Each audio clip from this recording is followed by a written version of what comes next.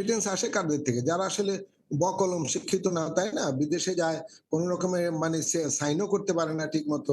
তারাই তো রেমিটেন্স গুলো পাঠায়। বিলাসী খাবার দাবার আর নাচ গানের এই উৎসবে প্রধান অতিথি স্বয়ং নিয়ন্ত্রণ সংস্থার একজন ডেপুটি গভর্নর। আর্থিক টানাটানির এই সময়ে যাতে ব্যয় করা হয় $৫৫,০০০ বা প্রায় ৭০ লাখ টাকা। এমডিদের যুক্তি, টাকায় টাকা আনে। প্রত্যেক এমডিকে আরও ১৬ লাখ টাকার সমপরিমাণ ডলার খরচের অনুমতি দিয়েছে ব্যাংকগুলোর বোর্ড। সেই হিসেবে ৩০ এমডির খরচ হবে আরও পৌনে ৫ কোটি টাকা। গণমাধ্যমে এ বিষয়ে প্রতিবেদন প্রকাশ পেলে উল্টো সাংবাদিকদের ওপর ক্ষোভ ঝাড়েন বাণিজ্যিক ব্যাংকের এমডিদের সাথে সফর সঙ্গী হওয়া বাংলাদেশ ব্যাংকের ডেপুটি গভর্নর কাজী সাইদুর রহমান।